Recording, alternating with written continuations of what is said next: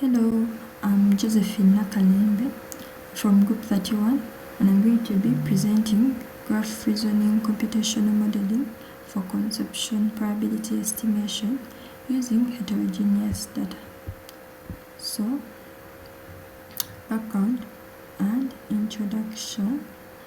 So, traditional fertility prediction methods such as calendar tracking and ovulation kits offer limited personalization and accuracy. These approaches often fail to integrate hormonal, lifestyle, and temporal data, leading to poor generalization. The rise of digital health and machine learning enables more dynamic, data-driven fertility modeling. There is a growing need for multi-factor cycle index prediction that accounts for individual psychology, lifestyle, and treatment effects. So, our keywords. Number 1, conception probability prediction. This is a process of estimating the likelihood of conception occurring based on biological, environmental, and behavior factors using data-driven models. Then the other keyword is knowledge graph reasoning. This is a method of organizing and connecting related data and applying logical reasoning to infer new information. Then fertility and reproductive health. This is a state of the reproductive system's ability to produce offspring and maintain healthy reproductive functions. Then the other is survival and causal modeling. Survival modeling predicts the time until an event occurs, while causal modeling identifies which factors actually cause that event. Then the other is heterogeneous biomedical data. This is biomedical data collected from different sources and formats such as genetic data, hormonal levels, lifestyle data, and clinical records. Then we have computational fertility. This is the use of computational methods, algorithms, and models to analyze, simulate, and predict fertility-related outcomes. Then we go to related works. To ground our work, we reviewed several key papers. This table summarizes models like convolutional neural network, recurrent neural network, random forest, and graph-based architectures such as graph convolutional networks. We noted their strength like high accuracy or relational modeling, but also their limitations such as lack of temporal awareness or poor interpretability. These gaps helped us to shape our own modeling choices. Then we go to the problem statement. Our domain problem is clear. It is predicting cycle level conception outcomes is essential for personalized fertility planning. The existing systems lack temporal granularity, clinical interpretability, and treatment aware modeling, limiting their utility in real-world settings. Patients and clinicians need actionable predictions that reflect hormonal profiles, lifestyle factors, and psychodynamics with support of counterfactual reasoning and subgroup fairness. So, in a way that's fair, interpretable, and clinically useful. So, we go to the research questions and objectives.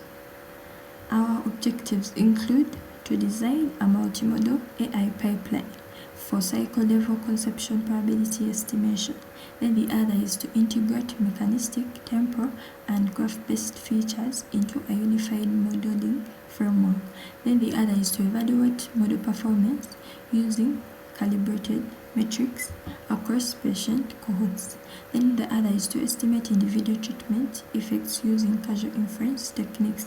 Then the other is to audit model fairness across age, BMI, and lifestyle subgroups using calibrations and sharp extensions.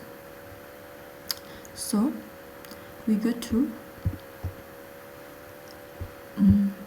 the research questions, which include which features most influence conception likelihood across menstrual cycles and how do they vary by age. Then can graph reasoning and temporal modeling improve prediction accuracy, calibration, and interpretability. Then the other is how does treatment affect conception probability at individual level. Then what are the fairness and calibration properties of proposed model across demographic and lifestyle subgroups. Then the other is how can causal modeling and conformal prediction improve trust and decision support in fertility applications. So we go to research contributions and outputs. So our contributions include building a graph temporal causal inference pipeline using 5 embeddings with a transformer and T-learner modeling cycle-wise dynamics and deploying a modular prediction system. We concluded fairness audits and released notebooks for transparency. So we go to our methodology and system architecture. So after exploratory data analysis, we harmonize our dataset into cycle index tables. After that, we engineer mechanistic features. So from those mechanistic features, we construct knowledge graphs, and after constructing knowledge graphs, we apply the knowledge graph embeddings into models like relation graph convolutional neural networks and graph convolutional networks. Then we feed those into the transformer for temporal encoding, followed by fusion layers and causal inference models. Finally, we evaluate and calibrate the outputs. So for model architecture and mathematical foundations. So for our model architectures, the model gets the knowledge graph embeddings and uses them to estimate the probability of conception. So we go to dataset description and exploratory data analysis. So our data had 2,000 records. We had both categorical and numerical columns. Categorical columns included workout type, diet type. Then numeric columns included age, BMI, height, length of luteal phase, and others. Then our data sets were sourced from mainly the data. Then for exploratory data analysis, we joined the different data sets, filled in the missing values. Then we explored both categorical and numeric features. Then we carried out encoding to turn the categorical features into numeric features. Then we plotted the feature coloration maps,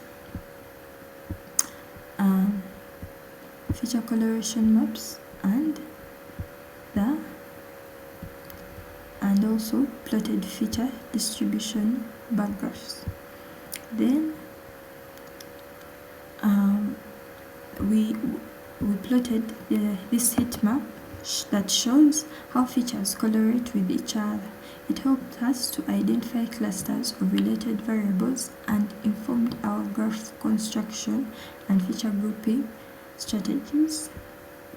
Then here we explored categorical variables like age groups and diagnosis categories. These analyses were crucial for subgroup fairness, audits, and understanding how different factors influence conception.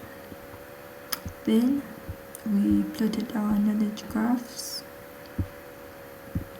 Then here we evaluated our multiple models, which included light, GBM gradient boosting, the temporal transformer model, relational graph convolutional network, graph attention network, temporal graph network, variational autoencoder, and from these we carried out late infusion, and this improved interpretability but struggled with generalization.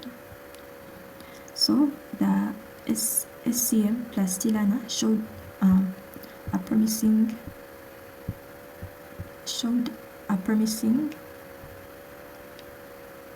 promise in estimating treatment effects, but also faced overfitting. Overall, our best performing model combined graph reasoning, temporal encoding, and causal inference.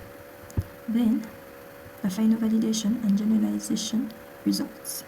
Across nested cross-validation, time-blocked and external validation, area under graph reasoning, temporal encoding, and causal inference. Then, the final validation and generalization results. Across nested cross-validation, time-blocked and external validation, area under curves hovered around 0.5. This suggests limited generalization but precision, and the F1 scores showed some class separation. These results highlight the challenge of modeling conception with sparse data. Then, the subgroup calibration and audits. We audited calibrations across age and BMI quartiles. Some groups were well calibrated while others showed overconfidence or underconfidence. These insights are crucial for fairness and clinical trust. Then the IPW model, test and test set evaluation. The model had decent validation performance but struggled on the test set. This reinforces the need for robust causal modeling and external validation. Then the SHARP analysis. SHARP values revealed that progesterone and E2 were consistently influential across age groups. Cycle timing features gained importance in middle age, while age itself had low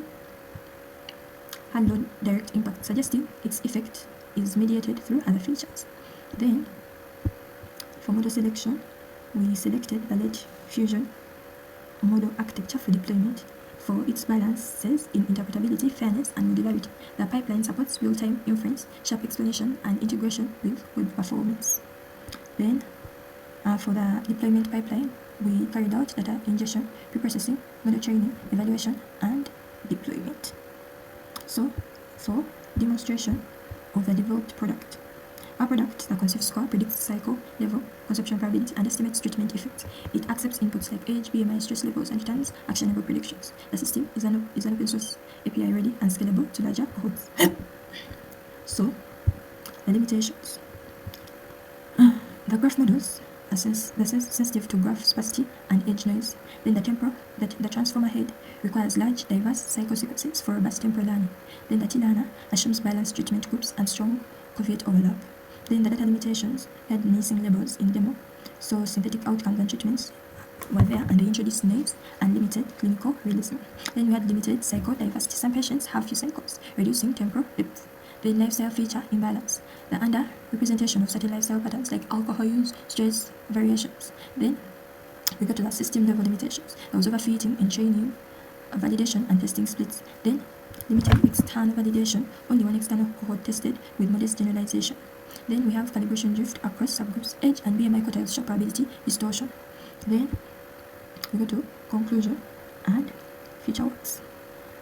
So we developed a graph temporal causal pipeline for conception prediction using late fusion and transformer plus T-learner. Then we integrated mechanistic features like lifestyle factors and cycle index dynamics to enhance interpretability. We achieved strong calibrations and subgroup fairness across the age, BMI, and lifestyle quartiles. Sharp audits confirmed hormonal features as dominant predictors across age groups. Then subgroup calibration audits revealed probability distortion in certain quartiles, supporting fairness-aware modeling. The limitations include sparse graph ages, synthetic treatment labels, and modest generalization on external cohorts. Then on future works, we plan on expanding the datasets with verified clinical conception outcomes and real treatment histories. We plan on enhancing graph construction with richer relation metadata and dynamic lifestyle tracking. And also plan on applying domain adaptation and multi-site validation to improve external generalization. So we go to our references.